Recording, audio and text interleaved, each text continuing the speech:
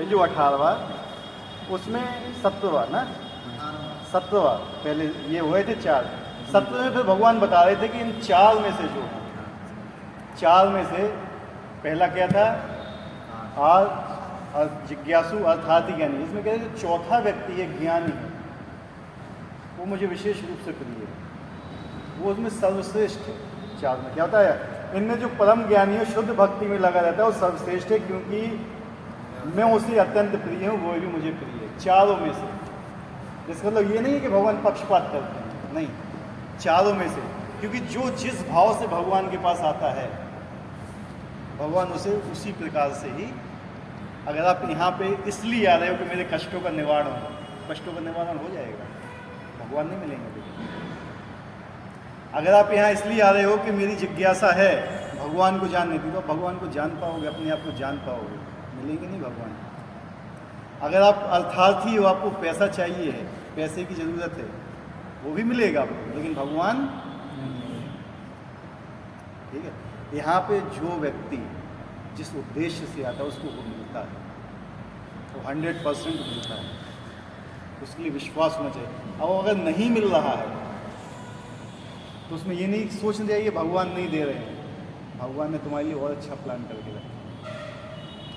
तो महाराज क्या गए थे भगवान के पास मांगने के लिए, मुझे ब्रह्मा से ऊपर पद चाहिए, भगवान ने ऐसा पद किया कि आज तक है, कभी विनष्ट नहीं होता है वो।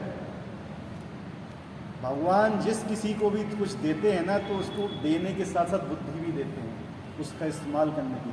और बाकी देवता जो देते हैं उनकी पूजा के अनुसार देते हैं, इसने मेरी इतनी पूजा की है तो मैं उसको इतना ही दूंगा। बुद्धि नहीं देते, लेकिन उसको कैसे इस्तेमाल किया जाए। जैसे वो कौन था, भस्मासुर। भस्मासुर ने तपस्या की थी कि जो कोई बस सिर पे हाथ रख देगा मर जाएगा, भोले बाबा ने उनको दे दिए, लेकिन बुद्धि नहीं दी, बुद्धि नहीं दी उसको, इसलिए खुद अपने सिर के ऊपर हाथ रख के मर गया। ठीक है। रावण को भी वरदान किया, लेकिन इतनी बुद्धि नहीं थी कि सीता जी का हरण नहीं करना चाहिए। ठीक है। लेकिन भगवान जब हमें कोई चीज़ देते हैं ना, तो उसके साथ साथ उस चीज़ को इस्तेमाल करने का भी ज्ञान देते हैं। ठीक है। सरकार अगर आपको फौज में भर्ती करती है तो आपको एक पिस्टल देती है, ऐसे नहीं दे देती है, पिस्टल चलाने का ज्ञान भी देती है। वो बताती है कब कैसे चलाना चाहिए, किसके ऊपर चलाना चाहिए, कैसे चलाना चाहिए, कहाँ मारना चाहिए, सब देती है ज्ञान। ठीक है। इसी प्रकार से भगवान भी। ठीक है। जब कोई व्यक्ति भगवान की शरण में आता है ना, तो उसे भगवान उस हिसाब से वो चीज़ देते हैं और उसके लिए बुद्धि भी देते हैं कि उस चीज़ का कैसे इस्तेमाल किया जाए। नहीं तो बुद्धि नहीं देंगे ना तो क्या है। और एक बंदर के हाथ में माचिस पकड़ा दी जाए, वो बंदर को माचिस जलाना सिखा दी जाए तो क्या करेगा उसको, पूरी लंका जला हैं। बंदर को माचिस जलाना सिखा दी जाए, वो माचिस दे दी जाए, क्या करेगा बंदर, जला मारेगा, दुनिया में आग लगा देगा। ठीक है। इसलिए बंदर को माचिस जलाना नहीं सिखाइए।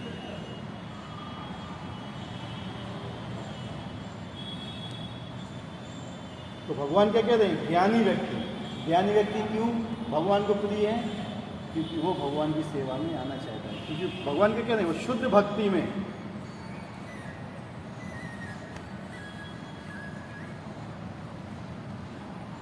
क्या बोल रहे हैं, शुद्ध भक्ति में लगा। ज्ञानी व्यक्ति शुद्ध भक्ति में नहीं लगा हुआ है ना, तो भगवान को प्रिय नहीं है। शुद्ध भक्ति का मतलब क्या होता है, कोई बता सकता है? शुद्ध भक्ति किसे कहते हैं? निष्काम मतलब क्या है? मतलब कोई काम ना हो, हमारी कोई कामना ना हो, हमारी केवल एक ही कामना होना चाहिए, वो भगवान की सेवा। निष्काम मतलब ये होता है, निष्काम से ऊपर आती है शुद्ध भक्ति। निष्काम मतलब हमारी कोई कामना नहीं है, तो भगवान को प्रसन्न करने की भी कामना नहीं है। समझ रहे बात हमारी? भगवान का सुख ही हमारा सुख होना चाहिए। समझ रहे बात को? नहीं समझे? भगवान को जिस चीज़ में सुख मिलता है उस चीज़ में आपको सुख मिलना चाहिए। भगवान ने युधिष्ठिर महाराज से बोला था झूठ बोलो, नहीं बोला था, उन्होंने मना कर नहीं दिया। बोला, शुद्ध भक्त नहीं थे। ठीक है। जबकि गोपियों से बोला कि मिडनाइट में आओ मेरे पास, सब कुछ छोड़ छाड़ के भागी थी भगवान के पास। शुद्ध भक्त थे। भगवान ये नहीं देखते, भगवान परीक्षा लेते हैं। अगर अपने अंदर खोजिए वो चीज़ कि अगर आज जो काम आप कर रहे हो क्या उसमें भगवान प्रसन्न हैं, तब तो आप भक्त हो। अन्यथा इस दुनिया में, इस ब्रह्मांड के अंदर शुद्ध भक्त नहीं है। लोग यहाँ पे भी आते हैं ना तो वही कामना लेके आते हैं, लेकिन भगवान कहते हैं मैं उसको ही पूरा करता हूँ। क्या कह रहे हैं? लेकिन वो शुद्ध भक्त नहीं कहलाएगा। क्या वो क्या कहलाएगा? आर्थ, जिज्ञासी, अर्थार्थी या ज्ञानी। लेकिन शुद्ध भक्त नहीं कहलाएगा। शुद्ध भक्त आता है इसके ऊपर। इनको ही भगवान ने भक्त बोला हुआ है, चार को, क्योंकि कम से कम भगवान की शरण में तो आ रहे हैं। एटलीस्ट इतना तो है इनके अंदर एक, ये भगवान की शरण में आ रहे हैं, किसी भी कारण से आ रहे हैं, लेकिन आ तो रहे हैं ना। तो भगवान क्या कहते हैं कि यार ये किसी तरह मेरी शरण में आने लगे ना तो एक दिन ये शुद्ध हो जाएंगे। जो इनकी आर्त की भावना है, जो जिज्ञासु की भावना है, जो अर्थार्थी की भावना, जो ज्ञानी बनने की भावना है, सारी नष्ट हो जाएंगी। ये सब शुद्ध भक्त बन जाएंगे अगर वो शुद्ध भक्ति में लगे रहें, भगवान के द्वारा बनाए गए नियमों का पालन करते रहें तो। और क्योंकि जो व्यक्ति दुखी होता है, आर्त दुखी होता है, वो भगवान की शरण में आता है, उसके दुख समाप्त हो जाते हैं तो क्या करता है? चला जाता है। चला जाता है कि नहीं? जिज्ञासु जैसे भगवान के बारे में ज्ञान हो गया, उसके बाद चला जाएगा वो। अर्थार्थी, और उसे अर्थ मिल गया, पैसे मिल गए, उसके बाद चला गया, नौकरी मिल गई, अब तो है चलो। तो वो शुद्ध भक्त नहीं है। ज्ञानी भी है, शुद्ध भक्ति में नहीं लगा हुआ है। उसको भगवान का ज्ञान हो गया, भगवान कौन है, मैं कौन हूँ, क्या करना है क्या नहीं करना है, सब कुछ मालूम हो गया, लेकिन नहीं मिलेंगे। मिलते किसको हैं? जो इन चार चीज़ों से ऊपर रहता है। आर्थ, जिज्ञासु, अर्थार्थी और ज्ञानी। अगर आप लोग में से सभी लोग इन चार लेवल पर तो होगा। अगर इसी लेवल पर रहते हुए भी अगर आप भक्ति करते रहे तो एक न एक दिन आप शुद्ध भक्त बन जाएंगे। ये भगवान श्योरिटी देते हैं। ठीक है, आया समझ में? उदार सर्वे वेते ज्ञानी त्वात्मेव में मतम आस्थित सही युक्तात्मा मावे नुत्तमाम गतिम। निसंदेह ये सब उदार चेता व्यक्ति हैं। क्या है? उदार चित्त वाले। किंतु जो मेरे ज्ञान को प्राप्त है उसे मैं अपने ही समान मानता हूँ। वह मेरी दिव्य सेवा में तत्पर रहकर उस सर्वोच्च उद्देश्य को निश्चित रूप से प्राप्त करता है। क्या बोल रहे हैं भगवान यहाँ? जो चारों प्रकार के व्यक्ति उदार चेता है, क्योंकि ये मेरी शरण में आ रहे हैं। और किंतु जो मेरे ज्ञान को प्राप्त है, मतलब मेरे ज्ञान को, जो भगवान को जानते हैं कि भगवान कौन है, मैं कौन हूँ और मेरा काम क्या है, उसे मैं अपने ही समान मानता हूँ। क्या मानते हैं भगवान? अपने ही समान मानते हैं उसको। ऐसे नहीं कि वो भगवान बन गया है, अपने ही समान मानते हैं। ठीक है, वह मेरी दिव्य सेवा में तत्पर रहकर मुझ सर्वोच्च उद्देश्य को निश्चित रूप में, अगर वो भगवान की दिव्य सेवा में लगा है तो भगवान को प्राप्त कर लिया। ठीक है, सिंपल वर्डों में मैंने बता दिया है। अब यहाँ पे देखो, ऐसा नहीं है कि जो कम ज्ञानी भक्त है वो भगवान को प्रिय नहीं है। ठीक है, क्या बोल रहे हैं? अगर वो कम ज्ञानी भी है तो भी भगवान को प्रिय है। अगर यहाँ पे आ भी रहा है वो तो भी भगवान को प्रिय है, क्योंकि वो एटलीस्ट वो इतना तो जानता है कि मुझे किसकी सेवा करना है, भगवान की, उसकी शरण में जाना है, इतना तो जानता है ना। इतना जानने के लिए ही भगवान उसके ऊपर बहुत प्रसन्न हो जाते हैं। भगवान कहते हैं कि ये सभी उदार चेता है, क्योंकि चाहे जो भी भगवान के पास किसी भी उद्देश्य से आए महात्मा कहलाता है। महात्मा गांधी के लिए महात्मा नहीं है कि कोई भी व्यक्ति जो किसी भी उद्देश्य से अगर भगवान की शरण में आ रहा है, क्या है वो? तो यहाँ पे जो आप लोग सब बैठे हुए हो ना, ये भी महात्मा की कैटेगरी में आते हैं। अगर आप भगवान की शरण में किसी भी उद्देश्य से आ रहे हो, अगर आप नहीं आ रहे हो या नहीं आना चाहते तो फिर डवाडोल स्थिति है। जो भक्त भक्ति के बदले में कुछ लाभ चाहते हैं उन्हें भगवान स्वीकार करते हैं, क्योंकि इससे स्नेह का विनिमय होता है। भगवान क्या बता रहे हैं, भक्ति के बदले में जो कुछ लेना चाहते हैं वो अपने संकट हर लो मेरे, मुझे धन दे दो, मुझे ज्ञान दे दो, मुझे सब कुछ नॉलेज दे दो, हर चीज़ दे दो, भगवान दे देते हैं उसको। किसके बदले में? भक्ति के बदले में। लेकिन फिर भगवान भक्ति नहीं देते हैं उसको, क्योंकि उसको क्या चाहिए, जिस काम से आया वो देंगे उसको। समझ रहे?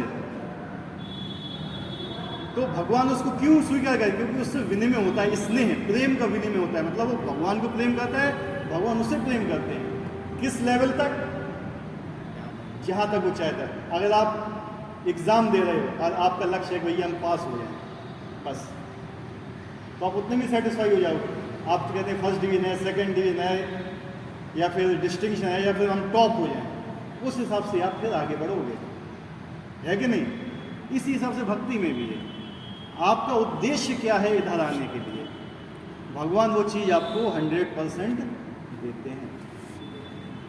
लेकिन अगर उस चीज़ को, और आपको उद्देश्य हो गया फिर यहाँ से आप चले गए वापस, तो फिर आपको आगे उन्नति नहीं मिल पाएगी। जो आगे की सीढ़ी है वहाँ पे नहीं पहुँच पाओगे। कभी सीढ़ियों पे चढ़े हो ना, अगली सीढ़ी पे चढ़ने के लिए नीचे वाली सीढ़ी से पैर हटाना पड़ता है। हटाना पड़ता है। समझ रहे बात मैं क्या कहना चाहता हूँ? समझ गए? अगर आप नीचे के लेवल पे हो तो आपको ऊपर के लेवल पे चढ़ाना है, तो नीचे के लेवल को आपको छोड़ना पड़ेगा, नहीं तो आप ऊपर नहीं जा पाओगे। वे स्नेहवश भगवान से लाभ की याचना करते हैं। जब उन्हें वह प्राप्त हो जाता है तो इतने प्रसन्न हो जाते हैं कि भगवत भक्ति करने लगते हैं। भगवान के यहाँ पे आए, नौकरी मिल जाए, हमें मिल गई, फिर क्या होगा? अरे खुश होंगे और फिर भगवान की भक्ति में लग जाएंगे। ठीक है? लेकिन बहुत से ऐसे तो वही नहीं मिली, भगवान ने नहीं दी, लेकिन ये नहीं सोचते कि इससे ऊंचा भी उद्देश्य कुछ है मेरा। ठीक है? किंतु ज्ञानी भक्त भगवान को इसलिए प्रिय हैं क्योंकि उनका उद्देश्य प्रेम तथा भक्ति से परमेश्वर की सेवा करना है। ज्ञानी जो होता है ना, वो भगवान से कुछ नहीं चाहता है। वो क्या चाहता है? मैं केवल भगवान से प्रेम करूं और सेवा करूं, मुझे कुछ भी नहीं चाहिए। अगर कोई व्यक्ति आपकी सेवा कर रहा है, वो आपसे 1 रुपए की डिमांड नहीं कर रहा है, आपका क्या भाव होगा उसको? सिंपल बात में बताइए। अगर आप लोग के यहाँ कोई व्यक्ति काम कर रहा है, नौकरी कर रहा है, वो कह रहा मुझे आपसे 1 भी पैसा नहीं चाहिए, तो आप दोगे भी तो भी नहीं लेगा वो, तो आप क्या सोचोगे उसके बारे में? देना चाहोगे? आप चाहोगे और वो लेगा नहीं। जब ऐसी स्थिति होती है ना, तो फिर उसको भगवान स्वयं अपने आप को दे देते हैं। क्या होता है? स्वयं भगवान अपने आप को दे, क्योंकि भगवान के पास ऐसी कोई चीज़ है नहीं जो उसको नहीं चाहिए। वो कहता आप कुछ भी तो मुझे कुछ नहीं चाहिए आपसे, तो भगवान फिर स्वयं अपने आप को दे देते हैं कि चल अब मैं आता हूँ तेरे पास। तो उसी व्यक्ति को भगवान, और कोई किसी मकसद से आता है तो मिलते हैं उसको, लेकिन समय लगता है, वो अगले श्लोक में आएगा। ऐसा भक्त भगवान की सेवा किए बिना क्षण भर भी नहीं रह सकता। इसी प्रकार परमेश्वर अपने भक्त को बहुत चाहते हैं और वे उसे विलग नहीं कर पाते, क्योंकि अगर वो भगवान की सेवा नहीं करेगा तो 1 क्षण भी नहीं रह पाएगा। इसलिए भगवान उसको चाहते हैं कि ये व्यक्ति मेरे बिना 1 क्षण भी नहीं रह सकता, तो मैं भी इसके बिना 1 क्षण नहीं रह सकता। क्योंकि जिस प्रकार से तुम मेरी शरण में आते हो, उसी प्रकार से मैं भी तुम्हारे पास आता हूँ। अगर भक्त भगवान के बिना 1 क्षण भी नहीं रह पा रहा है, तो भगवान भी भक्त के बिना 1 क्षण भी नहीं रह पाएंगे। ठीक है? न्यूटन का तीसरा नियम समझ रहे? ये न्यूटन ने भगवत गीता से निकाला था कि अगर आपकी स्थिति ऐसी है कि आप भगवान के बिना 1 क्षण भी नहीं रह पा रहे हो, 1 सेकंड भी नहीं रह पा रहे हो, तो भगवान भी तुम्हारे बिना 1 सेकंड नहीं रह पाएंगे। अब स्थिति किसके हाथ में होती? स्वतंत्रता किसके हाथ में? हमारे हाथ में। हम क्या चाहते हैं, हमारी क्या स्थिति है, वो ये जैसी क्या कहते हैं ना, भक्ति एक मनोवृत्ति है। क्या है? हमारे मन की वृत्ति है। हम किस हिसाब से भगवान को प्राप्त करना चाहते हैं। भगवान है, ईश्वर है, जो भी आप बोलो, जिस नाम से भी बोलना चाहो, अगर हम उसकी शरण में जा रहे हैं तो किस भाव से जा रहे हैं?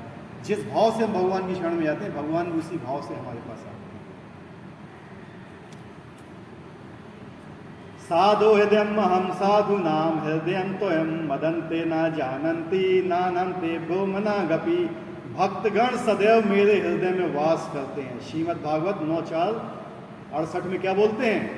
भक्तगण सदैव मेरे हृदय में वास करते हैं। भगवान बोल रहे हैं। भक्तगण कहाँ वास करते हैं? भगवान के हृदय में। ठीक है, और मैं भक्तों के हृदयों में वास करता हूँ। भगवान क्या बोले? मैं कहाँ वास करता हूँ? भक्तों के हृदय में। भक्त कहाँ? भगवान के हृदय में। समझ रहे? भक्त मेरे अतिरिक्त और कुछ नहीं जानता और मैं भी भक्त को कभी नहीं भूलता। मतलब भक्त को भगवान के अलावा किसी चीज से मतलब नहीं है, तो भगवान को भी भक्त के अलावा किसी चीज से मतलब नहीं है। समझ रहे? अगर हमें भगवान के अलावा धन इन सब चीज से मतलब है ना, तो भगवान को भी हमसे अलावा फिर और चीज से ही मतलब रहेगा। अगर हमें केवल भगवान से ही मतलब रहेगा तो भगवान को केवल हमसे ही मतलब रहेगा। मेरे तथा शुद्ध भक्तों के बीच घनिष्ठ संबंध रहता है। घनिष्ठ, समझ रहे? ज्ञानी शुद्ध भक्त कभी भी आध्यात्मिक संपर्क से दूर नहीं होते, अतः वे मुझे अत्यंत प्रिय हैं। जो ज्ञानी भक्त होते हैं ना, क्या बोल रहे हैं? वो कभी भी आध्यात्मिक संपर्क से, मतलब जो स्पिरिचुअल होता है, आत्मा का जो प्रेम होता है, उससे कभी दूर नहीं होते हैं, क्योंकि वो जानते हैं कि मेरे जीवन का उद्देश्य भगवान की सेवा करना है। तो भगवान की सेवा, उसके अलावा वो कुछ नहीं चाहते हैं। इसलिए भगवान उनको बहुत प्रिय है और वो भी भगवान को बहुत प्रिय है। नेक्स्ट, बहुनाम जन्म नामन्ते ज्ञानवा माम प्रपद्यते वासुदेव सर्वमति सा महात्मा सुदुर्लभा। अब इसके आगे का श्लोक। अनेक जन्म जन्मांतर के बाद जिन्हें सचमुच ज्ञान होता है एवं मुझको समस्त कारणों का कारण जानकर मेरी शरण में आता है, ऐसा महात्मा अत्यंत दुर्लभ होता है। तो जो भी भगवान की शरण में आता है उसको क्या बोला जाता है? महात्मा। कोई भी व्यक्ति जो किसी भी कारण से अगर भगवान की शरण में आ रहा है तो वो कौन है? महात्मा। अगर वो एक जन्म में शुद्ध नहीं हो पाया तो भगवान यहाँ क्या बोल रहे हैं? वे अनेक जन्म जन्मांतर के बाद जिसे सचमुच ज्ञान होता है कि वह मुझको समस्त कारणों का कारण जानकर मेरी शरण में आता है। मतलब अगर वो ये जान गया कि भगवान ही सर्व कारण कारणम, हर कारण के कारण भगवान ही है। अगर वो इतना जान गया कि जो भी हो रहा है भगवान की कृपा से हो रहा है, हर चीज के पीछे भगवान का हाथ है, तो उसका लास्ट जन्म है। और जो अभी तक ये नहीं जाना वो जन्म जन्म तक आता रहेगा। जो ये चाहता है कि मुझे पत्नी में सुख मिलता है, मुझे धन में सुख मिलता है, मुझे इसमें सुख मिलता है, वो अभी और जन्म नहीं होगा। लेकिन जो ये जानता है कि भगवान ही सब चीज़ों के कारण है और मुझे सुख मिलने वाला है, वो सुख केवल भगवान ही दे सकते हैं, उसके अलावा कोई मुझे सुख नहीं दे सकता है, उसका अंतिम जन्म है। ऐसा महात्मा अत्यंत दुर्लभ होता है। क्या बोल रहे हैं? अत्यंत दुर्लभ। ज्ञानी से भी दुर्लभ होता है। किससे भी दुर्लभ होता है? ज्ञानी से भी। भगवान ने चारों को महात्मा बोला है। आत्म जिज्ञासु अर्थार्थी और ज्ञानी, जो यहाँ बैठे हुए सब महात्मा हैं, लेकिन जो इनमें से ये जान गया कि सब कारण के कारण भगवान है, उनके अलावा कोई कारण है ही नहीं, तो फिर वो दोबारा जन्म नहीं लेगा। भक्ति या दिव्य अनुष्ठानों को करता हुआ जीव अनेक जन्मों के पश्चात इस दिव्य ज्ञान को प्राप्त कर लेता है कि आत्म साक्षात्कार चरम लक्ष्य श्री भगवान है। आत्म साक्षात्कार के प्रारंभ में जब मनुष्य भौतिकता का परित्याग करने का प्रयत्न करता है तब निर्विशेषवाद की उसका झुकाव होता है, किंतु आगे बढ़ने पर वह ये समझ पाता है कि आध्यात्मिक जीवन में भी काल है और इन्हीं से भक्ति का विधान होता है। जब व्यक्ति शुद्ध होता है ना, जब वो भक्ति के नियमों का पालन करने लगता है, जब व्यक्ति भक्ति के नियम का पालन चालू करता है, भगवान का नाम जाप करता है और भगवान के नियम का पालन करता है, उसे भौतिकता की चीज़ों से अलगाव होने लगता है। अपने आप विरक्ति आने लगती है उसके हृदय में, क्या ये क्या है ये सब चीज़ें, क्यों इन सब चीज़ों के बीच में मैं पड़ा हूँ। अपने आप आता है, उसको लाने की जरूरत नहीं पड़ती है। अगर आपके अंदर दुनिया के प्रति अभी भी आसक्ति है तो अभी आपको और शुद्ध होने की आवश्यकता है। जैसे जैसे आप जाप करोगे, जैसे जैसे भगवान की नियम पालन करोगे ना, तो ये दुनिया आपसे अलग होने लगेगी। आपको दुनिया से आसक्ति खत्म होने लगेगी, मोह खत्म होने लगेगा। जिस समय ये मोह जितना ज़्यादा खत्म होने लगा होगा, समझ लो आप भगवान के इतने पास पहुँच रहे हैं। अगर जितना ज़्यादा आपको संसार के प्रति आसक्ति हो रही है, आप भगवान से उतने ही दूर होते जा रहे हैं। सिंपल एक लैंग्वेज में बता रहा हूँ, अगर संसार के प्रति आसक्ति है तो भगवान के प्रति आसक्ति नहीं है। Right wrong? और भगवान के प्रति आसक्ति है तो संसार के प्रति आसक्ति रह ही नहीं जाएगी। इसमें कोई सोचने की आवश्यकता नहीं है ज़्यादा। सिंपल जनरल नॉलेज, नो, इसको क्या बोलते हैं? Common sense. क्या बोलते हैं? कॉमन सेंस है ये, ठीक है। तो अगर भगवान से प्रेम है तो संसार से प्रेम नहीं होगा, तो संसार से प्रेम है तो भगवान से प्रेम नहीं होगा। सिंपल चीज़ है, इसमें कोई मैथमेटिक्स लगाने की जरूरत नहीं है। तो क्या होता है, जो ज्ञानी होता है बहुत जन्मों के बाद जान पाता है कि मेरे जीवन का परम लक्ष्य है भगवान की प्रसन्नता। क्या है?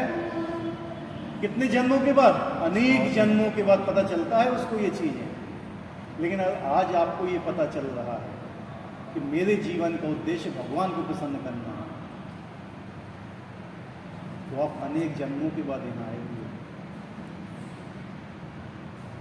ये लिखा है, देख लो, इसमें सीधा है, बहुनाम जन्म नाम अंते ज्ञान वाम वाप्यपगते। ठीक है, अनेक जन्म जन्मान का जिसे सचमुच ज्ञान होता है, मुझको समस्त कारणों का कारण का मेरी शरण में आता है। जिसे ये ज्ञान हो गया कि मेरा जीवन का उद्देश्य भगवान श्री कृष्ण की शरण लेना है, उनको प्रसन्न करना मेरे जीवन का उद्देश्य है, मतलब उसने अनेकों जन्म ले लिए हैं इस चीज़ में, फिर वो आया हुआ है इधर पे। अगर अभी भी नहीं जान पाया वो कि मेरे जीवन का उद्देश्य भगवान को प्रसन्न करना है, तो अभी उसको और जन्म लेना पड़ेगा। लेकिन लक्ष्य यही है, ठीक है। या तो आज उसको स्वीकार कर ले या 1000 जन्म बाद स्वीकार करे। करना तो वहीं से ही है, रास्ता एक ही है। इसको होते ना एक ही रास्ता, इसी रास्ते से गुजरना है। कहते ना प्रेम की गली है अति साकरी जाम में दोना समान। जो प्रेम की गली होती है ना, बहुत सकरी होती है। वृंदावन की गलियां देखी कितनी सकरी है, टेढ़ी मेढ़ी है। भक्ति बहुत टेढ़ी मेढ़ी चीज़ है, वो बहुत सकरी है। जाम में दोना समा है, एक ही समाता है उसमें, भगवान। और भगवान के अलावा कोई दूसरा आ गया ना तो फिर बढ़ नहीं पाएगा, इतनी सक्रिय है वो। एक होता है प्रेम की गली, एक होती है काम की, इच्छा की, वो तो हाईवे है, जितनी भी इच्छाएं बढ़ा लो आप, ठीक है।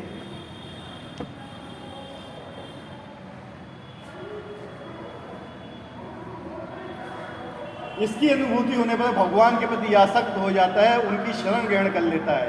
इस अवसर पर वह समझ सकता है कि श्री कृष्ण की कृपा ही सर्वस्व है, वे ही समस्त कारणों के कारण है और ये जगत उनसे स्वतंत्र नहीं है।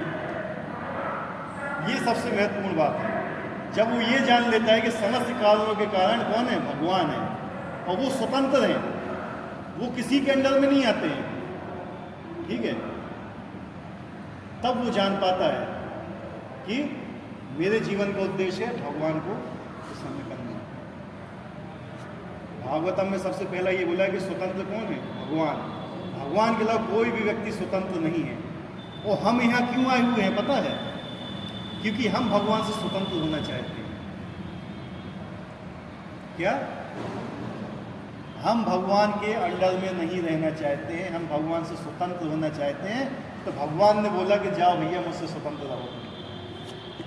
जब भगवान से लग हुए तो माया ने झल झपेटा, भगवान से स्वतंत्र होना चाहते भाई आप, ठीक है। और फिर वो लताड़ती है अच्छी तरह से, अभी वही चल रही है, नवरात्र चल रही है। दुर्गा देवी कौन है? भगवान की माया शक्ति है। इनको पार करने वाले कोई समझ नहीं है। भगवान ने बोला है, क्या श्लोक था वो? देवी ऐसी गुणमयी मम माया द्वत्या माँ में प्रकरण, कैसे ये जो भी व्यक्ति मेरी शरण में आ जाता है केवल वही माया से बच पाएगा, अन्यथा कोई भी व्यक्ति माया से नहीं बच पाएगा। अभी तक यहाँ तक कि शिव जी भी नहीं बच पाए थे भगवान की माया से, ठीक है। तो हम लोग की बात कौन सी है? और ब्रह्मा जी भी नहीं बच पाए थे कौन बच पाया अभी तक भगवान की? कोई नहीं। लेकिन अगर जो भगवान की शरण में है, जिसने ये जान लिया कि भगवान ही सर्वे सर्वा है, वो ही स्वतंत्र हैं, और अगर हम भगवान की इच्छा पे चलेंगे तो हम भी स्वतंत्र रहेंगे। ठीक है, अगर भगवान स्वतंत्र हैं और हम भगवान की इच्छा से चल रहे हैं तो हम भी स्वतंत्र हैं, और अगर हम भगवान की इच्छा के अनुसार नहीं चल रहे हैं तो हम परतंत्र हैं, और फिर हम माया के अनुसार चलेंगे। आदमी नाचता है, कहता है या तो व्यक्ति भगवान के सामने नाचेगा या तो फिर माया उसको नचाएगी। अब काम दो ही जगह है। कीर्तन निकलता है, नगर संकीर्तन, कितने लोग नृत्य करते हैं उसमें? वो जो नृत्य नहीं करते हैं ना, उसको माया नचाती है। ठीक है, और सब नाच रहे हैं, सब नाच रहे हैं। ठीक है, और देख लो कहाँ कहाँ नाच रहे हैं, सुबह से लेकर शाम तक नाचते ही रहते हैं, यहाँ वहाँ फलाना ढिकाना। लेकिन क्या सोचते हैं कि मैं मेहनत कर रहा हूँ, मैं ये कर रहा हूँ, मैं वो कर रहा हूँ, फलाना कर रहा हूँ, ठिकाना कर रहा हूँ। वास्तव में माया उनको नचा रही है। तो माया के 3 गुणों के अंडर में वो नाच रहे हैं, सतोगुण, रजोगुण, तमोगुण। तीनों गुण उनको कंट्रोल किए हुए, वो नचा रही है। तो हम क्या सोच रहे हैं कि हम अपने आप नाच रहे हैं? नहीं, यही तो माया है, केवल यही माया है। एक होता है काम बताया था, एक होता है निष्काम बताया, एक होता है सेवा। अगर हमारे अंदर इच्छाएं हैं, क्या हैं? इच्छाएं। कौन सी इच्छाएं? अपनी इंद्रिय तृप्ति की इच्छाएं, तो हम इस भौतिक जगत से कभी बाहर नहीं जा पाएंगे। अगर हमारे पास इच्छाएं हैं, अपने लिए नहीं है कोई इच्छा, ना भगवान की सेवा करने की इच्छा है, ना अपनी सेवा करने के लिए, तो हम मुक्ति के पद को प्राप्त होंगे। किसको? मुक्ति, जो ब्रह्म ज्योति है। और लेकिन अगर हमें मुक्ति भी की भी कामना नहीं है, अपनी भी कामना नहीं है, हमारी इच्छा है भगवान की सेवा, तो भगवान की सेवा वहाँ पर भी होती है। अगर भगवान की इच्छा है कि तुम भगवत धाम में नहीं जाओ, तुम यहाँ पे 4 जन्म और लो, तो भक्ति क्या इच्छा होना चाहिए? 4 जन्म और लो, क्योंकि उसमें किसकी खुशी है? भगवान की। हाँ, लेकिन हम क्या कहेंगे? नहीं, हमें तो वहीं जाना है, तो प्रेम नहीं है। इसलिए जो शुद्ध भक्त होता है उसकी कभी इच्छा नहीं होती कि भगवत धाम जाऊं। उसकी इच्छा होती है भगवान मुझे जिस भी स्थिति में रखे, जहां भी रखे, जैसे भी रखे, बस भगवान की सेवा, भगवान पसंद है। मैं किसी भी स्थिति में हूँ, कैसी भी स्थिति में हूँ, मुझे कुछ भी हो, लेकिन अगर मेरी सेवा से भगवान प्रसन्न है तो उससे ज़्यादा मुझे कुछ नहीं चाहिए। ये होती है शुद्ध भक्ति।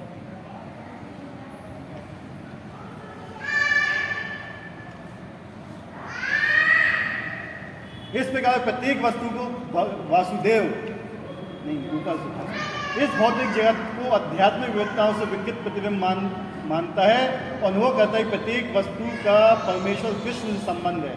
इस प्रकार प्रत्येक वस्तु को वासुदेव श्री कृष्ण से संबंधित समझता है। इस प्रकार की वासुदेव में व्यापक दृष्टि होने पर भगवान कृष्ण को परम लक्ष्य मानकर शरणागति प्राप्त होती है। ऐसा शरणागत महात्मा दुर्लभ है। एक चीज लोगों के मन में आती होगी कि वैकुंठ कैसा होता है। वैकुंठ में और यहाँ पे कोई फर्क नहीं है। यहाँ पे भी आपके माता पिता हैं, वहाँ पे भी माता पिता हैं, ठीक है, सब कुछ है वहाँ पे। जो यहाँ पे है वो वहाँ पे भी सब कुछ है, लेकिन वहाँ शुद्ध रूप में, यहाँ किस रूप में है? विकृत प्रतिबिंब है उसका। मतलब वहाँ पे हर चीज़ भगवान की प्रसन्नता के लिए हो रही है, यहाँ पे हर चीज़ हमारी प्रसन्नता के लिए हो रही है। इतना ही अंतर है, इससे ज़्यादा कोई अंतर नहीं। समझ रहे? हर चीज़ है वहाँ पे।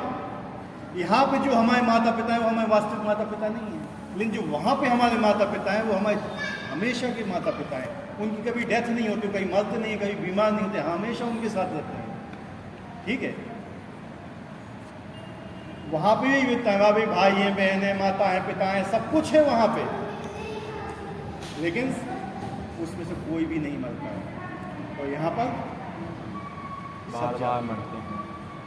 जन्म, मृत्यु, जरा, व्याधि यहाँ पर है, वहाँ पर नहीं है। हर चीज़ है। जैसा आप यहाँ बैठे वहाँ भी ऐसी भगवान की कथाएं होती हैं, लेकिन वो हर चीज़ जो भी होती है वो केवल भगवान की प्रसन्नता के लिए होती है। अगर वहाँ सूर्य भी उगता है तो भगवान की प्रसन्नता के लिए उगता है, तो सूर्य भी अस्त होता है तो भगवान की प्रसन्नता के लिए अस्त होता है। लेकिन यहाँ सूर्य उगता है तो अपने समय से उगता है और अस्त भी अपने समय से उगता है, वहाँ पे ऐसा नहीं होता है। तो ये एक विविधता है। वहाँ पे हर चीज़ होती है भगवान की प्रसन्नता के लिए, यहाँ हर चीज़ होती है हमारी प्रसन्नता के लिए। अंतर यही है बस, इसके अलावा कोई ज़्यादा अंतर नहीं है यहाँ वैकुंठ लोक में। अगर आप यहाँ पे भी हर काम भगवान की प्रसन्नता के लिए करो तो ये भी आपके लिए वैकुंठ बन जाएगा। क्या यहाँ पर रह के भी अगर आप हर कार्य भगवान की प्रसन्नता के लिए करते हो तो ये भी एक वैकुंठ बन जाएगा। शील प्रभुपाद ने कितने वैकुंठों का निर्माण किया देखो। हर चीज भगवान की प्रसन्नता के लिए होती है, हर चीज। तो जाके देखो एक बार, कभी वृंदावन में शुद्ध मन भाव से जाओ, वहां से वापस आने का मन नहीं करता। ठीक है, शुद्ध भाव से कि मुझे भगवान की सेवा करना है। और वृंदावन जाना सेवा करने के लिए, इसलिए क्योंकि वो सेवा धाम है। क्या है? काम धाम नहीं, अपनी इच्छा पूर्ति के लिए नहीं जा रहे कि हम साइट सीइंग के लिए जा रहे हैं, घूमने के लिए जा रहे हैं, मजे करने के लिए जा रहे हैं, हम चाट खाने के लिए जा रहे हैं, पकौड़े खाने के लिए नहीं। वो सेवा धाम है। जैसे वैकुंठ सेवा धाम है, ऐसे वृंदावन भी सेवा धाम। वहां जाके सेवा कीजिए, तब आपको पता चलेगा आध्यात्मिकता क्या होती है। लोग किस लिए जाते हैं? कि कोई वास्तव में सेवा करने के लिए जाता है वृंदावन? नहीं जाता। सेवा करो वहाँ पे जाके गोवर्धन की परिक्रमा करो, वहाँ पे जाके बरसाने की परिक्रमा करो, वहाँ पे जाके वृंदावन की परिक्रमा करो। सेवा है ये। वहाँ पे जाके भक्तों की सेवा करो, प्रसाद बांटो, ये सब चीज़ें करके आओ 3-4 दिन वहाँ पे। ऐसे नहीं कि 3-4 दिन गए, घूमे घामे, रात को खाया पिया और सो गए, फिर आज यहाँ जाना है भाई। इस भाव से कभी भी वृंदावन मत जाओ, आप वृंदावन को समझ ही नहीं पाओगे। लेकिन सेवा भाव से गए वृंदावन तो एक ही बात में समझ जाओ कि वृंदावन है क्या। वो साक्षात वैकुंठ धाम है। और सेवा के भाव से वहाँ जाते हैं। और आप भोगने के भाव से जाओगे तो आपको कुछ चीज़ नजर नहीं आएगी वहाँ, कुछ भी नजर नहीं आएगा। फिर तो चाहे महुआ में रहो चाहे वृंदावन में, कुछ नहीं। लेकिन वही सेवा जो आप वृंदावन में करोगे, वही सेवा यहाँ चालू करे तो महुआ भी वृंदावन बन जाएगा। तो रूपबाद जी ने हजारों वृंदावन की शाखाएं खोल दी। हर जगह भगवान की सेवा होती है, भगवान की प्रसन्नता के लिए होती है, भगवान के भक्तों की सेवा के लिए होती है। सेवा धाम बना दी उन्होंने। समझ रहे? तो इस प्रकार से समझिए, सेवा ही परम चीज है। मैं डिफेंस में था तो वहाँ पे एक श्लोक हुआ करता था, एक स्लोगन किसको होते थे, सर्विस बिफोर सेल्फ। क्या? Service before self. सेवा प्रथम होना चाहिए, अपने से पहले क्या होना चाहिए? सेवा। लेकिन हमारे अंदर क्या है? सेवा बाद में, पहले अपनी। मैनू पेटू भाव मैं ना देव पाऊँ है, पहले मेरा भरना चाहिए, उसके बाद दूसरा। लेकिन सेवा मतलब क्या होता है? पहले भगवान की तृप्ति होना चाहिए, फिर हमारी। इसलिए कहले हम पहले भगवान को भोग लगाते हैं, फिर अपना लेते हैं। हमारे पास जो भी चीज़ आती है पहले भगवान को अर्पित करते हैं, फिर हम उसको ग्रहण करते हैं। क्या? Service before self. हमसे पहले सेवा आती है। भौतिक जगत में भी यही है, लेकिन हम उसको समझ नहीं पाते हैं। तो आध्यात्मिक चीज में बस जरा सा हमें अपना चेतना को वो करना है, तो बाकी सब के सब उसी लोक में पहुंच जाएंगे। जरा सा अपना कॉन्शियस चेंज कीजिए बस, कि हमारा उद्देश्य क्या है। हमारा उद्देश्य केवल सेवा करना है। और हम भगवान की सेवा नहीं करें तो सेवा तो किसी न किसी कर ही रहे हैं, है कि नहीं? कोई ऐसा है जो व्यक्ति सेवा नहीं कर रहा है? एक बता दो हमें। कोई पत्नी की सेवा कर रहा है, कोई पति की सेवा कर रहा है, कोई बच्चे की सेवा कर रहा है, कोई अपने शरीर की सेवा कर रहा है, कुछ बस कोई नहीं, उसने कुत्ता पाल लिया कि उसकी सेवा कर रहा है। लेकिन सेवा सब कर रहे हैं। कोई भी व्यक्ति सेवा करने से अछूता नहीं है। लेकिन जिसकी सेवा करना चाहिए उसकी सेवा करो, उसकी सेवा करो, तब तो आप यहाँ से निकलोगे, नहीं तो नहीं निकल पाओगे। तो श्लोक की सुंदर व्याख्या श्वेता उपनिषद में मिलती है। श्लोक नहीं पढ़ रहा हूं मैं। छांदोग्य उपनिषद में कहा गया है, ना वै वाचो न चक्षुषी न श्रोत्नी न मासी चक्षते प्राणमिति एवं चक्षते प्राणहतानि सर्वाणि भवन्ति। जीव के शरीर की बोलने की शक्ति, देखने की शक्ति, सुनने की शक्ति, सोचने की शक्ति ही प्रधान नहीं है। समस्त कार्यों का केंद्र बिंदु तो जीवन प्राण है। इसी प्रकार भगवान वासुदेव या भगवान श्री कृष्ण ही समस्त पदार्थों की मूल सत्ता है। इस देह में बोलने, देखने, सुनने और सोचने आदि की शक्तियां हैं, यदि भगवान से संबंधित ना हो तो सभी व्यर्थ हैं। वासुदेव सर्वव्यापी हैं और प्रत्येक वस्तु वासुदेव है, अतः भक्त पूर्ण ज्ञान में रहकर शरण ग्रहण करता है। आपके पास आंखें दी हुई हैं, अगर आप एक चीज बताओ, अगर सूरज नहीं होगा तो क्या आप देख पाओगे? ये सुनो नो हैं? इंग्लिश अगर वायु ना हो तो आप कोई चीज सुन पाओगे? कोई व्यक्ति आपकी बात सुन पाएगा? नहीं हम्म? नहीं सूरज कहाँ से आया है? भगवान हैं? ये भी सोचो यार, सूरज नहीं है तो आप देख नहीं सकते हो, फिर सूरज कहाँ से आया है? ब्रह्म ज्योति से, और ब्रह्म ज्योति कहाँ से आई है? भगवान से। तो मेन कौन है? भगवान भगवान। इतना ही जानना है कि जो भी कुछ हो रहा है, जो आज आप यहाँ पे जो उपस्थित हुए हो, वो भी अपनी इच्छा से उपस्थित नहीं हो, आपको यहाँ पे लाया गया है। ये याद रख लें। कोई यार ये सोचता है कि मैं अपनी मर्जी से आया हूं, नहीं, अपनी मर्जी से तो पत्ता भी नहीं हिल सकता है, और जो यहाँ नहीं भी आ रहा है ना, वो भी अपनी मर्जी से नहीं आ रहा है, उसको भी यहां से अलग किया जा रहा है। ठीक है, तो ये चीज हमेशा समझ रखना कि हम अपनी मर्जी से कुछ नहीं सकते। हर चीज के पीछे भगवान का कोई ना कोई एक निर्णय होता है, भगवान की कोई ना कोई एक बुद्धि होती है, कुछ ना कुछ उनका होता है कारण, इसलिए उनको सर्व कारण कारण मानते हैं। हर व्यक्ति ये सोचता है कि मैं ये कर रहा हूँ, मेरे द्वारा हो रहा है, मैं ऐसा कर लूंगा, मैं वैसा कर लूंगा, मैं कंट्रोलर बन जाऊंगा, मैं ये सब कर लूंगा, तो बस खत्म। वहीं पे आदमी दुख होता है उसको। आदमी को दुख कब होता है पता है? क्रोध कब आता है, दुखी कब होता है? जब वो एक अपनी मनोकल्पना बना लेता है, तो जब उसकी मनोकल्पना पूर्ण नहीं होती है दुख होता है। लेकिन जब वो ये जानता है कि ठीक है ये प्लान मेरा है, लेकिन इसके ऊपर भी भगवान का प्लान है, अगर मेरा प्लान आज सक्सेस नहीं हो रहा है और मैं भगवान की सेवा में लगा हुआ हूँ, तो मेरा प्लान आज सक्सेस नहीं हो रहा, तो इसमें भी भगवान की कृपा है कि वो सक्सेस नहीं हो रहा है। क्यों? क्योंकि इसके ऊपर भगवान का प्लान है कुछ। Right wrong? इतना ही व्यक्ति नहीं समझता है। वो क्या समझता है कि भगवान मेरा ये काम नहीं करना चाहते हैं, लेकिन ये नहीं समझता है कि इसके ऊपर भगवान का भी प्लान है। ठीक है, तो ये चीज समझ आएगी। अगर नहीं हो रहा है तो उसमें फिर दुखी होने की आवश्यकता नहीं है, क्रोध करने की आवश्यकता नहीं। क्यों? क्योंकि उसके ऊपर भगवान का प्लान है, और आप भगवान को प्रेम करते हो तो उनका प्लान भी स्वीकार करो। इसने बताया था ना, भगवान कहते नहीं अभी तुम यहाँ रहो। जब भगवान श्री रामचंद्र जी बैकुंठ धाम साकेत धाम जा रहे थे, तो हनुमान जी को क्या बोला था कि तुम यहीं रुको। हनुमान जी ने ये नहीं कहा था कि मुझे ले चलो साथ। उन्होंने कहा भगवान जैसी तुम्हारी इच्छा। वो है प्रेमी भक्त, वो भगवान को प्रेम करते हैं। तो हम बाँचते हैं रोज हनुमान चालीसा, लेकिन हनुमान जी को पहचानो तो। हनुमान जी आज भी हैं, भगवान की आज्ञा से हैं कलयुग में, क्योंकि भगवान को लेने गए थे। उन्होंने कोई जिद नहीं की थी, नहीं मुझे चल रही है तुम्हारे साथ, मैंने तुम्हारे लिए ये किया था, मैं तुम्हारे लिए लंका जलाई थी, मैंने ये किया था, वो किया था, इसको मारा था, मैं संजीवनी लाया था, कभी बोला हनुमान जी ने? नहीं।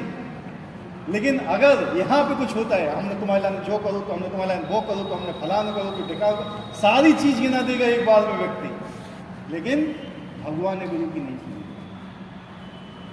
वो शुद्ध प्रेमी नहीं। यही भगवान बता रहे हैं, जो उन्हें सर्व कारण का कारण समझता है वो महात्मा अति दुर्लभ है। इसलिए हनुमान जी भी क्या है?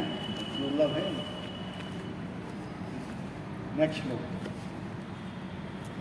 कामस्य प्रतिज्ञाना प्रबंधेन देवता तंतम नियम स्थाया प्रकटनीयता स्वया। जिनकी बुद्धि, ये मेन श्लोक है, जिनकी बुद्धि भौतिक इच्छाओं के द्वारा मारी गई है, वे देवताओं की शरण में जाते हैं और वे अपने अपने स्वभाव के अनुसार पूजा के विशेष विधि विधानों का पालन करते हैं। अब भगवान क्या बोलते हैं कि जो महात्मा दुर्लभ होता है वो जन्म जन्मांतर के बाद मेरे पास आता है, लेकिन जो भगवान के पास नहीं आते हैं, क्यों नहीं आते हैं? कामनाओं से। किससे? कामनाएं क्या होती हैं? इच्छाएं। जिनकी इच्छाएं बुद्धि के द्वारा मारी जा चुकी हैं। क्या बोल रहे हैं भगवान? जिनकी बुद्धि क्या हो गई है? भौतिक इच्छाओं के द्वारा मारी गई, मतलब भौतिक जो उनकी बुद्धि है नष्ट हो चुकी है, मर चुकी है बुद्धि। किनसे? भौतिक इच्छाओं से। भौतिक इच्छाएं क्या हैं? अपनी प्रसन्नता की इच्छाएं। जिस चीज में तुम प्रसन्न हो, अच्छा घर हो, अच्छी सुंदर पत्नी हो, अच्छे सुंदर बच्चे हो, गाड़ी हो, बंगला हो, व्यापार हो, सब चीज हो, किसके लिए? मेरे लिए। ये क्या है? भौतिक इच्छाएं।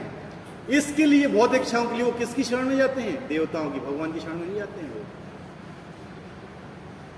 किसकी शरण में नहीं जाते हैं? भगवान की शरण में नहीं जाते हैं। हर आदमी श्री कृष्ण की शरण में नहीं आता है। कुछ लोग देवताओं की शरण में भी जाते हैं। क्या कहते हैं? जिनकी बुद्धि भौतिक इच्छाओं के द्वारा मारी, जिनकी बुद्धि नष्ट हो गई, मर चुकी है बुद्धि, वही देवताओं की शरण में जाते हैं। और वे अपने स्वभाव के अनुसार पूजा के विदेश विधि विधानों का पालन, अपने स्वभाव के अनुसार। सतोगुण में तो सतोगुण ही पूजा करेंगे, रजोगुण में तो रजोगुण ही पूजा करेंगे, तमोगुण है तो तमोगुण ही पूजा करेंगे। सतोगुण में है तो भगवान विष्णु की पूजा करेंगे, ठीक है, लेकिन किस लिए? अपनी इच्छाओं की पूर्ति के लिए, ठीक है। रजोगुण में तो ब्रह्मा जी की पूजा करेंगे, तमोगुण में तो शिव जी की, भूत प्रेतों की पूजा करेंगे, यही सब करेंगे। तो हो रहा है, देखो आजकल कोई किसी पेड़ के नीचे आके बैठ जाता है कि हमारी ये कामना पूरी कर दो, वो कामना पूरी कर दो, फलाना पूरी कर दो, ढिकाना पूरी कर दो। यही होता है ना। रावण ने यज्ञ किस लिए किया था? तमोगुणी यज्ञ था राम का। क्या था?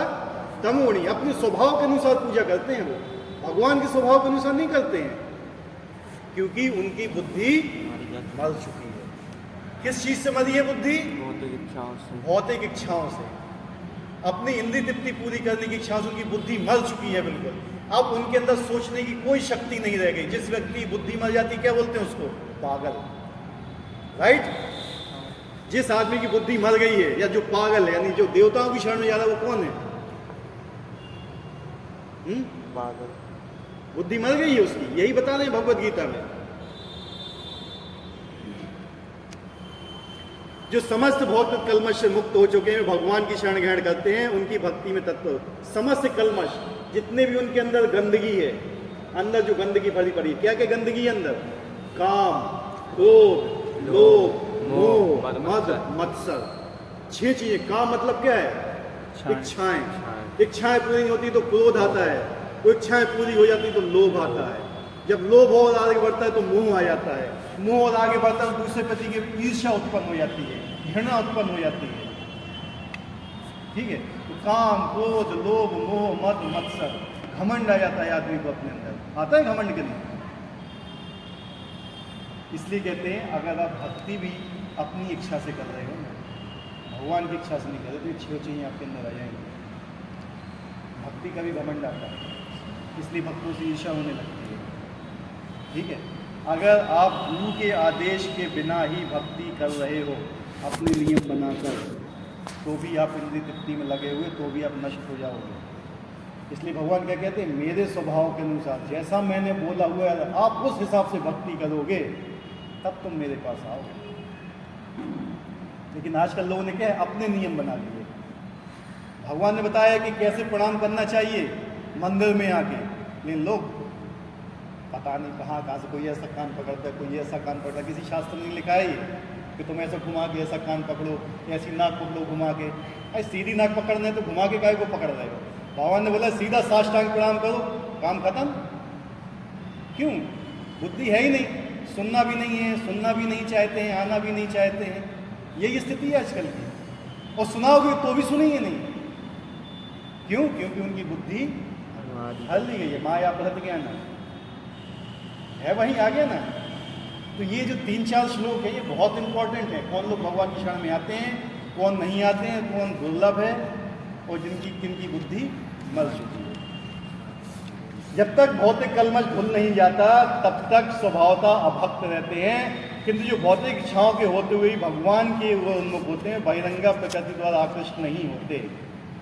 कह रहे हैं जिनके अंदर अभी भी भौतिक गंदगी है, भौतिक गंदगी घुसी हुई है किसी के अंदर, वो अभक्त हैं। लेकिन अभक्त होते हुए भी अगर वो भगवान की शरण में आ रहे हैं, तो भी वो शुद्ध हो जाएंगे। भगवान ये भी बताते हैं कि अगर वो अभक्त हैं, उनके अंदर भौतिक कामनाएं हैं, लेकिन फिर भी वो उनकी शरण में आ रहे हैं, तो भी शुद्ध हो जाएंगे और माया द्वारा छोड़ दिए जाएंगे। जाओ, क्योंकि वे सही उद्देश्य की ओर अग्रसर होते हैं, तब शीघ्र ही सारी भौतिक कामेच्छाओं से मुक्त हो जाते हैं। क्या उनकी डायरेक्शन क्या है? एक रास्ते में भगवान को प्राप्त करने की। इसलिए भगवान को प्राप्त करने की उनकी इच्छा है, तो ये सब चीज़ें अपने आप ही चली जाती है। काम, क्रोध, लोभ, मोह, मद।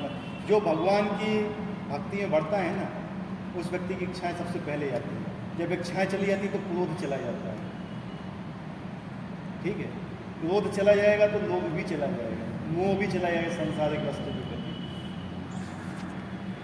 ठीक है, हर चीज़ खत्म हो जाएगी, केवल एक ही चीज़ बचेगी, उसके प्रेम।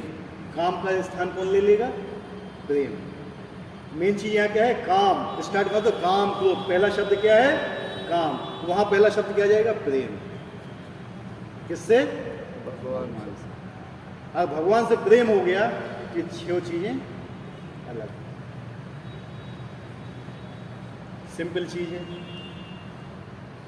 वो ये गंदगी है हृदय की, वो गंदगी कैसे साफ होती है? हरि नाम से। पहला स्टेप क्या है? हरि नाम। हरे कृष्णा कृष्णा कृष्णा हरे हरे, हरे राम राम राम हरे। जब तक आप ये जाप नहीं करोगे सिंसियरली, तब तक ये गंदगी आपके अंदर से जाएगी नहीं। ये मेरा दिया हुआ नहीं है, ये चैतन्य महाप्रभु जो स्वयं राधा कृष्ण के अवतार हैं, उनका दिया हुआ मंत्र है। किसी साधारण व्यक्ति का नहीं है। स्वयं राधा रानी भगवान से ज़्यादा कृपालु हैं, क्योंकि माता हैं वो। ठीक है, उनका भाव लेके आए थे चैतन्य महाप्रभु। उनके हृदय में करुणा थी कि ये लोग यहाँ पे इतने कष्ट भोग रहे हैं, ये भी मेरे पास आए, वहाँ पे सुखी पूर्वक रहें। इसलिए उनने मंत्र दिया ये, क्योंकि कलयुग का व्यक्ति और कुछ कर भी नहीं सकता है। इतना ही मंत्र कर ले तो इससे भी शुद्ध हो जाएगा, लेकिन करे किससे? सावधानी पूर्वक।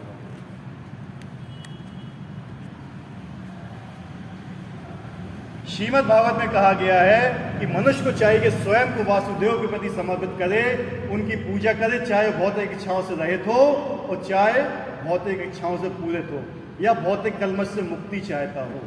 किसी भी भाव से अगर आप भगवान की शरण में आते हो, ये बहुत इंपॉर्टेंट श्लोक है, याद करना है तो याद कर लेना। ये भागवत श्रीमद् भागवत के दूसरे स्कंद का 30 अध्याय के 10 अकाम सर्व काम व्यो व मोक्ष काम उदारती तीव्रेण भक्ति योगिना यजेत पुरुषम परम।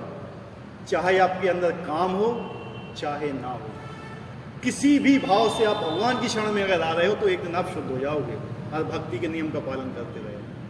तो हमने आपको पिछली बार ही समझाया था कि हमें किसी भी व्यक्ति के अंदर दोष नहीं देखना है। सबके अंदर आजकल क्या है? कमियां हैं। हम भी बैठे, हमारे अंदर भी कमियां हैं, आप लोग के सबके अंदर भी कमियां हैं। अगर हम कमियों को देखेंगे तो हमें कमियां ही दिखेंगी, और अगर हम आपके अंदर गुण देखेंगे तो हमें गुण ही दिखेगा। एक मक्खी होती है, मक्खी कहाँ गिरती है? कहाँ जाती है मक्खी? मल के ऊपर गिरती है। और मधुमक्खी कहाँ गिरती है? देखो आपको क्या बनना है। आप मक्खी बनना चाहते हो गंदगी वाली या मधुमक्खी? हर व्यक्ति के अंदर गुण होता है, कोई भी व्यक्ति ऐसा नहीं जिसके अंदर कोई स्पेशल एक गुण ना हो। हमें केवल उस गुण को पकड़ना हो, ग्रहण करना है कि इसके अंदर ही गुण है तो वो मेरे अंदर भी होना चाहिए वैसा गुण। अगर आप किसी के अंदर की कमियां देखते हो, समझ रहे, गलतियां देखते हो, तो ये मत सोचो कि वो शुद्ध नहीं होगा। अगर वो भगवान की भक्ति में लगा हुआ माला जाप कर रहा है, 4 नियम का पालन करता है, वो एक दिन शुद्ध हो जाएगा और फिर उसका अपराध आपको लगेगा और आप भक्ति से गिर जाओगे। ये बहुत खतरनाक नियम है भक्ति के।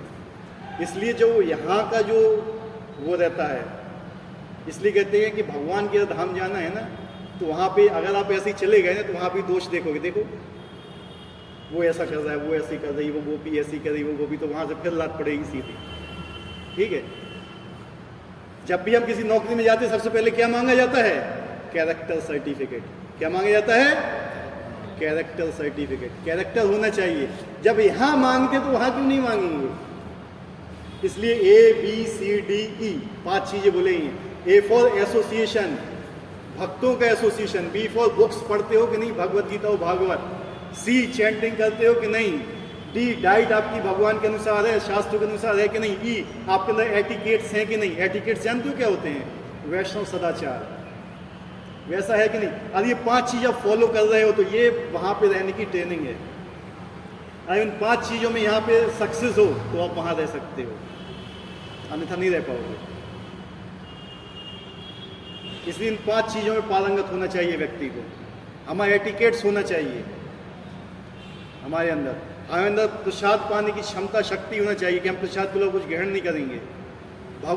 रूपा जी ने इतना बोला, जो भगवत गीता और भागवत का रोज पाठ करता है ना, एक न एक दिन वो शुद्ध जरूर हो जाएगा। उसके अंदर कुछ सुनने में रुचि है और पढ़ने में रुचि है अगर व्यक्ति के अंदर, तो एक दिन भगवत धाम जरूर जाएगा।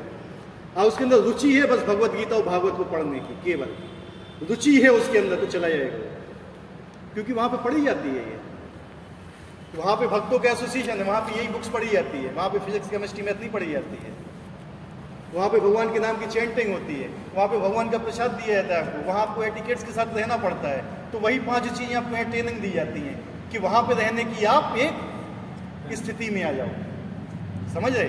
जब इस स्थिति में पूरे हो जाते हो तो गुरु आपको दीक्षा देता है फिर कि अब मैं आपको वीज़ा दे रहा हूँ, पासपोर्ट वहाँ जाने के लिए।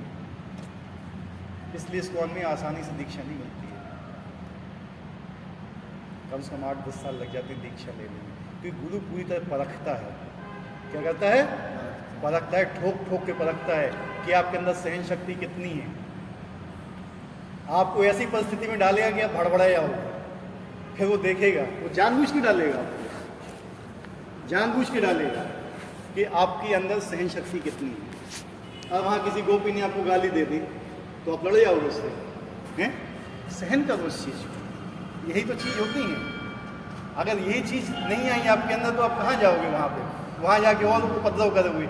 एक बार उपद्रव किया तो वहाँ से तो भगा दिया आपको, हैं कि चलो भैया रहो, यहाँ उपद्रव, यहाँ तुम्हारे रहने के लिए जगह नहीं है। जेल क्यों बनाया जाता है? जो व्यक्ति बाहर उपद्रव करता है उसको जेल में भेजे, किसके लिए? सुधारने के लिए। वहाँ उसको समझाया जाता है, वहाँ उसको हर चीज़ पढ़ाई जाती है कि बाहर जाके कैसे रहना है। और फिर वहाँ बाहर आके फिर उपद्रव करेगा तो फिर जेल, तो इसलिए उसको बाहर ही नहीं निकालते हैं। और वो वहाँ पे नहीं सुधरता है तो उसको बाहर नहीं निकालते हैं।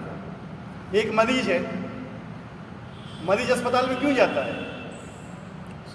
सही होने के लिए ना। वो वहाँ उसको बताया जाए कि अब तुम बाहर जाओ तो ये चीज़ मत खाना, वो मत करना, ये सब चीज़ का पालन करना। और वो नहीं करेगा तो फिर पहुँचेगा वहाँ पे। तो हमें ऐसा नहीं करना चाहिए कि हम एक बार वहाँ से फिर से हमें लात पड़े वहाँ से वापस यहाँ पे, सिर के बल यहाँ पे गिरे। ठीक है? जो अल्पज्ञ है अर्थात जिन्होंने अपनी आध्यात्मिक चेतना खो दी है, ये भौतिक इच्छाओं की अविलंब पूर्ति के लिए देवताओं की शरण में जाते हैं। सामान्यतः ऐसे लोग भगवान की शरण में नहीं जाते, क्योंकि वे निम्नतर गुण वाले रजोगुणी या तमोगुणी होते हैं, अतः वे विभिन्न देवताओं की पूजा करते हैं। अब क्या होता है, जो भगवान की शरण में नहीं जाते वो देवताओं की शरण में जाते हैं। लेकिन भगवान भी उनको गलत नहीं बोलते, कम से कम देवताओं की शरण में तो जा रहे हैं। लेकिन क्या है, वो रजोगुणी है और तमोगुणी है, सतोगुण में नहीं है वो लोग। देवता किस में आते हैं? रजोगुण में। देवताओं के अंदर भी काम भावना होती है। इंद्र को देखो, देवताओं के अंदर क्या होती है? काम भावना होती है। काम, उनके अंदर भी क्रोध होता है, उनके अंदर भी लोभ होता है, उनके अंदर भी मोह होता है, उनके अंदर भी ईर्ष्या होती है, उनके अंदर भी घमंड होता है। घमंड क्या था इंद्र के अंदर? कि मेरी पूजा क्यों नहीं हो रही है, भगवान श्री कृष्ण की क्यों हो रही है? उसने क्या किया? पानी बरसाया। क्यों? घमंड के मारे। तो भगवान ने जब उठाया एक हाथ से, वो भी उंगली छिंगली से उठाया था, सब चकनाचूर हो गया, आया फिर भगवान की शरण में। तो देवताओं के अंदर भी ये 6 चीज़ें होती हैं। लेकिन अगर ये चीज़ें अगर तुम्हारे अंदर से खत्म हुई भगवान का नाम जाप करते हुए, तो आपकी स्थिति देवताओं से ऊपर है। समझ रहे बात? मेरा कहने का मतलब ये था कि देवताओं के अंदर भी 6 कलमश होते हैं, और आपके पुण्य अच्छे होंगे तो आप भी देवता बन जाओगे। ऐसा नहीं है, देवता बनना कोई बड़ी बात नहीं है। देवता बनते पुण्य कर्मों से, और भगवान के पास जाते हैं प्रेम से। लेकिन देवताओं के 6 कलमश दूर नहीं होते हैं। लेकिन जब उनको कष्ट आते हैं तो भगवान की शरण में जाते हैं। जैसे जब राक्षस आक्रमण करते हैं तो किसके पास जाते हैं? ये गुण होता है उनके पास, आर्थ। क्या? आर्थ। आ गई वही बात। सब चीज, ब्रह्मा जी के बाद भी कब, जब शिव जी पर कष्ट आया तो वो भी भगवान जी के पास गए थे। जब भस्मासुर पीछे पड़ गया था, किसके पास गए थे? भगवान विष्णु के पास गए थे ना, कष्ट में गए थे, क्योंकि उनको कष्ट हुआ था, क्योंकि भस्मासुर पीछे पड़ा हुआ था। तो आत्म में देवता भी भगवान के पास जाते हैं, मनुष्य की तो बात ही बहुत दूर है। ब्रह्मा जी, देवता किसके पास जाते हैं? पहले ब्रह्मा जी का, ब्रह्मा जी आते हैं शिव जी, और शिव जी नहीं कर पाते तो फिर वो जाते हैं किसके पास? विष्णु जी, क्षीरोदक्षाई विष्णु के पास। वहाँ पे जाकर उनकी फिर गान करते हैं, पुरुषोक्त पाठ करते हैं, भगवान उनको आदेश देते हैं कि जाओ मैं जन्म लूंगा। ठीक है? तो पूरा ये कि सीरियल है। लेकिन हमारा कहने का मेन उद्देश्य क्या है कि अगर आप इन 6 चीज़ों से बच गए, काम, क्रोध, लोभ, मोह, मद, मत्सर, तो देवता भी आपकी पूजा करेंगे। ठीक है, तो जब यहाँ से जाता है ना कोई 6 व्यक्ति इन 6 चीज़ों से मुक्त होके, तो देवता उनकी आरती करते हैं कि ये यहाँ से भगवत धाम जा रहा है। प्लेट लेके खड़े होते हैं वो लोग।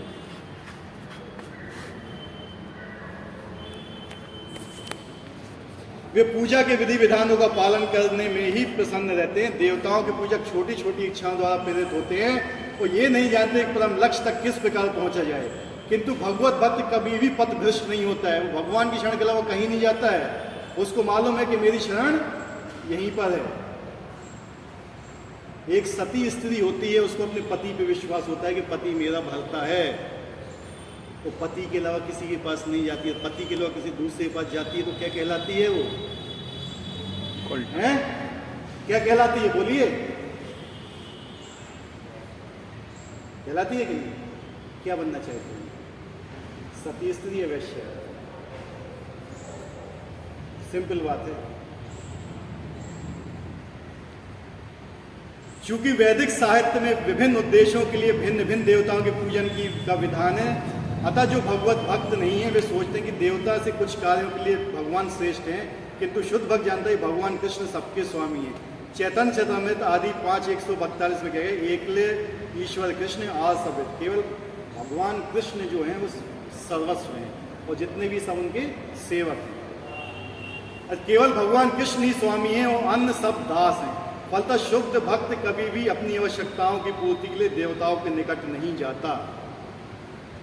वे तो परमेश्वर पर निर्भर रहता है और वे जो कुछ देते हैं उसी से संतुष्ट रहता है, और जो कुछ नहीं भी देते हैं तो भी वो संतुष्ट रहता है। अगर पति के पास पैसा नहीं है, पत्नी कहती है कि मुझे 1 9 लाख का हार चाहिए, पति नहीं देता है तो वो क्या भाग जाती है छोड़ के? है? भाग जाएगी? नहीं भागेगी ना। कहे हैं तो सती स्त्रियाँ नहीं होती हैं। ठीक है, सती नहीं होती है। सती ये नहीं होती है कि आग में जल जाए वो सती होती है, नहीं। सती स्त्री का एक ही गुण होता है, उसके पति में उसकी खुशी।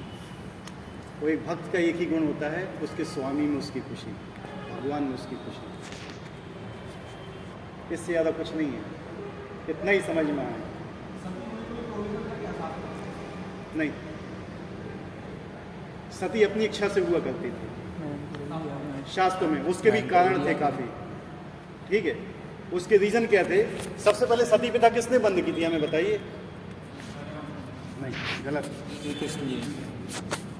राजा राम मोहन राय। उसमें दूसरा शब्द क्या है? राम। भगवान श्री राम ने सबसे पहले सती प्रथा बंद की थी। ये हम तो कुछ नहीं पढ़ाएगा इसको, बताएं हम आपको। तारा सती होने जा रही थी, किसने मना किया था? राम भगवान। जब सुग्रीव मर गया था। मंदोदरी सती होने आई थी, किसने मना किया था? राम भगवान। तो हम क्या बोलते हैं? राजा राम मोहन राय हैं। क्योंकि हमारे शास्त्र क्या, हमारी शिक्षा प्रणाली को ही चेंज कर दिया है। अगर बताया गया है कोई स्त्री गर्भ से है, उसका या एक पुत्र है, वो सती नहीं हो सकती है। क्यों? क्योंकि पति स्वयं आत्मा, पति की आत्मा उसके अंदर है गर्भ के रूप में। उत्तरा अभिमन्यु की पत्नी थी। भगवान श्री कृष्ण ने बोला था नहीं तुम सती नहीं, क्योंकि तुम्हारे गर्भ में अभिमन्यु का अंश है। अभी तुम्हारा कर्तव्य उसको पालन करना, उसको शिक्षा देना, उसको भगवत मार्ग पे ले जाना। कुंती महारानी क्यों सती नहीं हुई थी? क्या है ना कि हमने अपनी उसमें इच्छाएं मिला दी, अपने नियम मिला दिए हमने। किसका पति मर गया तो उसको भी जला दो? नहीं। हाँ, कोई स्त्रियां होती हैं कि हाँ मेरा पति नहीं है, मेरा गर्भ भी धारण नहीं किया है और मेरा इस जीवन में रहना व्यर्थ है, क्योंकि मैं अपने पति से ही जानी जाऊंगी, बस। वो कहती मुझे रहने का अधिकार नहीं, जिंदा रहने का अधिकार नहीं, मैं जानना चाहती हूँ। ऐसी पत्नी को आग में जलाने की जरूरत नहीं पड़ती, उसके प्राण अपने आप निकल जाते हैं। सुन के ही निकल जाते हैं कि मेरे